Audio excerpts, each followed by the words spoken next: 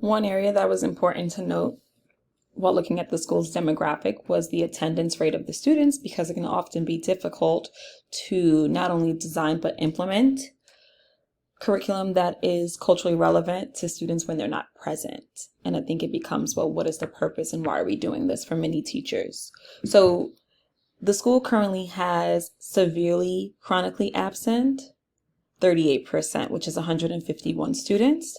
Chronically absent students, which is the target goal that we want to look at for next school year, is 62%. So over half of our students are considered chronically absent, meaning they have missed more than 18 days of school.